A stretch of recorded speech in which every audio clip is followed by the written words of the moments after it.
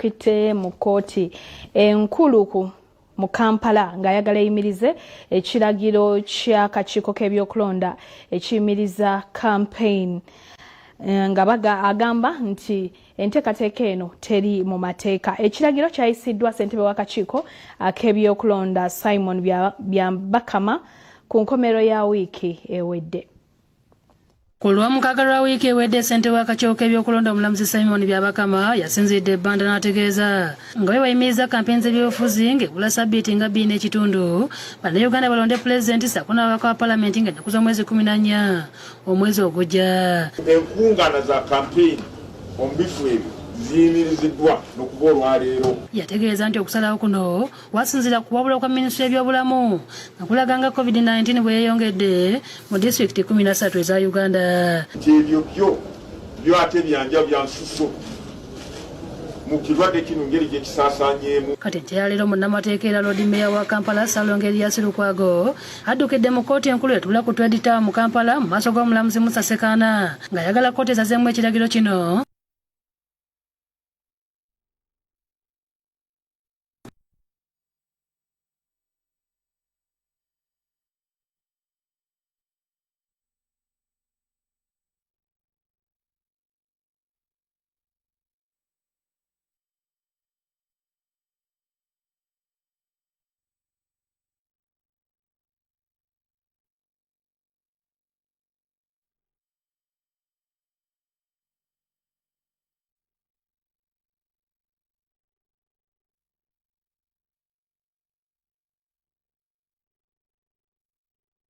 Tikubanga tekiri mu mateeka. Lukwago agamba nti ssentebe w'akakiiko k'ebyokulonda omulamba teyawandiikidde beesimbyewo nga yasinziira ku mikutu gy'amawulire okusazaamu kampeyini ate nga bo mu kugenda okwewandiisa mu kakiiko ak'ebyokulonda okuvuganya ku bifo bino baayita mu mitendera emituufu nga lino aliisa ejjoogo lyennyini. Kyetwalabye ye press statement n'eryo ejjoogo lyennyini olina bakandidate be wanominate nga bomanyi nti bakampeyininga tobayise na mu lukuŋŋaana mu meeting bu isi okugamba nti bannange mwogereko kino ne kino tuwuliziganye n'otuula eri gwe n'olangirira ate ku public holiday. Lukwago abudde munnamateeka munne Byabakama nti kye yalina okukola ku ntandikwa kwali kuyimiriza kulonda kwonna n'amujjukiza akawaayiro mu ssemateeka akalambika kino. Ssemateeka yalambika bulungi mu nnyingo y'ekikumi mu 10 nti bwe mufunanga ekizibu ekifaanana nga kati kye tulina omukulembeze alibangawo ku kiseera ekyo alifulumya gye bayita proclamation egamba nti Uganda eri mu kaseera kaakati abaga ye state of emergency.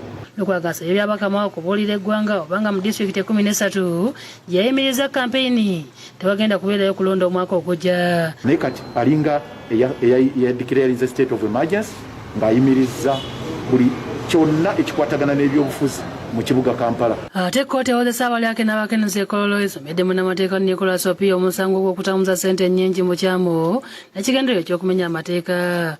Omulamuzi Moses Nabenda yazzeemu okusomera munnamateeka omusango guno n'agwegaana nga bano babadde basinziira ku nkola eya video teleconferencing okuva mu kkomera ekitalya era nga kkooti ebadde ku Buganda Road. Omuwaabi wa gavumenti Ario Stephen ategeeza nga batannamaliriza kunoonyereza ku musango guno bw'ati n'asaba omulamuzi okugongezaayo. Kino bannamateeka Opio abakulembeddwamu David Mpanga bakiwakanyizza era nga baagala omuntu waabwe yeeyimirirwe awozesebwe ng'ava ebweru. Omulamuzi omusango agwongezezaayo okutuusa ng'ennaku z'omwezi 11 omwezi ogujja era n'abawa amagezi okusaba okweyimirwa mu kkooti esingako obuyinza.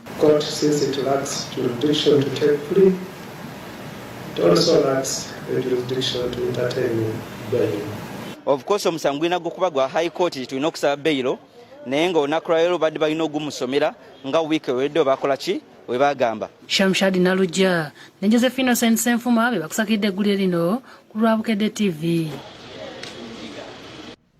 Yes, abavulu Balamba Ruhagare ne banne batongoza awaadi za Museveni ze batuumye mema zakuwebwa abayimbye ennyimba ezisusuuta President Museveni. Awaadi zino zitongozeddwa Ssabavulu Balamba Ruhagare Bukyamawani wamu ne Mama Ghetto nga zituumiddwa mema. Awaadi zakuweebwa abayimbi abazze bayimba ennyimba za pulezidenti nga zooleka byakoledde eggwanga n'okumunoonyeza obululu. Nezuwana NRM ebirungi byekoze nezimusabira akalulu nga owulira no lw'amayinja muzeeyi then olwowulidde olwamwami Buchaman bakusigabira ku katikati erugogo kwosenkyange ennaku z'omwezi 3 nga n'abawanguzi 5 bakuvaawo n'ebirabo zino awaadi teziriimu kulya nguzi oba teweewandiisiza nga Mami Sebali kyakoze neyeewandiisa tosuubira nti ojja kujja katikati nti oba banakuwa n'ekirabo tugenda kubawa emidaali tugenda kubawa ebikopo okukola olulimba olunaasinga nannyinirwo bakwebwa ssente obukadde 5 eza Uganda. then abawanguzi 5 omuwanguzi asooka wafuna ente 5 omuwanguzi owokubiri ente 4 omuwanguzi owokusatu ente 3 ate mulimu n'abayimbi abayimba ennyimba ezitwala Uganda mu maaso ebirungi ebigirimu ne tuvaayo tugamba nedda tetujja kubeera balyazaamaanya bano abantu beetaaga okulowoolezebwako. Ye kakensa mu kutabula emiziki Bashiru Kiberu amajiddwa nga DJ Shir alajanidde gavumenti okubajja ku muggalo ogwasibwa ku bayimbi n'abakubi b'ebidongo. Okwogera bino abadde atongoza alubamu etumiddwa Ikan Ashiru n'abayimbi abali mu luyimba luno boogedde engeri omuggalo gye gubakusezaamu. Shiro ayogedde ku alubamu etongozeddwa n'ennyimba ezigiriko n'asaba Bannayuganda okumuwagira. Abayimbi bamu kubaliko Easy album, so album nagikoze because of the situation ya COVID, yeah. Bakubi tufikirize ebintu bingi right now, so tugezaako okunonya ways endala to make money. Bannayuganda nja bagiwagire senyimba nnungi eziriko byabakalibo nakwebali. Mu kubayimbi okuli Easy yayimba Tumbiza, Fefe Busisa kune Fresh Kid badendereza omulimu Shiro gwakola. Twala omukisa bulokota za chali gwange ne kwa alubamu eno bagiyita Ukani ate nga siri kwanze kandi ko n'abakabi abalala. Neva abafanzi bange mwonna bafanzi ba DJ Shield mwekuume mbere waka temutambula mugoberere amateeka ga corona kuba corona gyali. Asaba Bannayuganda okuwagira abayimbi bakuno nga n'alubamu eno yakufuluma ku Lwakutaano lwa wiiki eno. Mary Nambwayo ne Dickson Waiswa bakusakidde eggulire lino lwa Bukedde TV.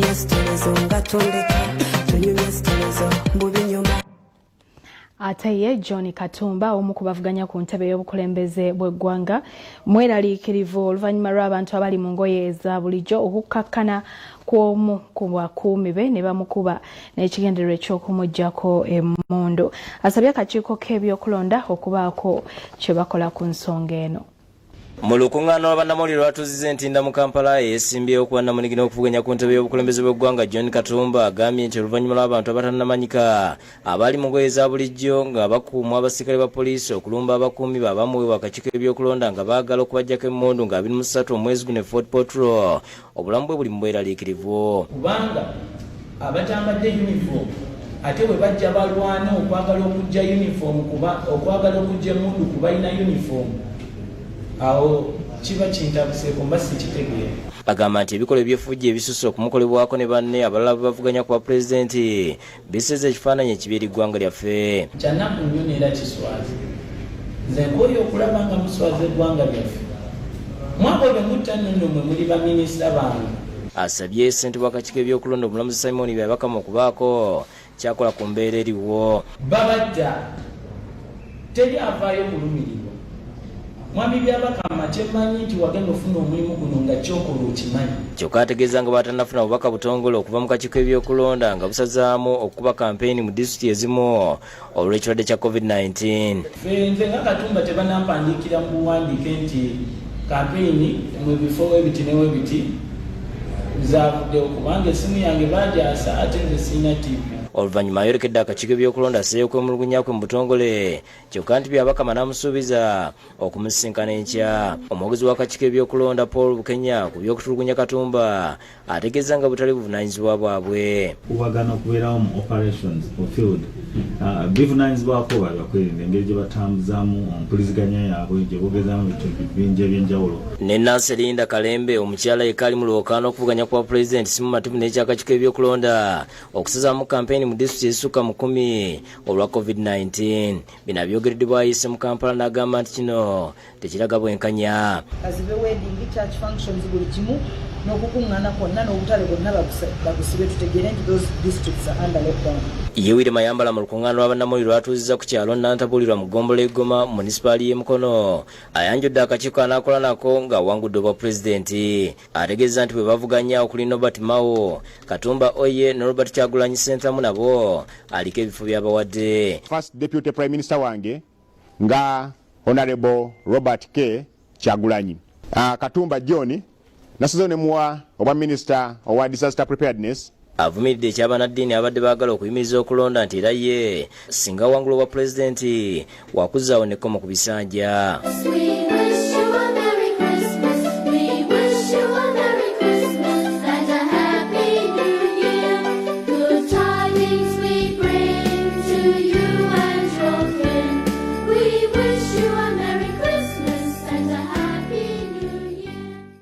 Ani addukanya ensi?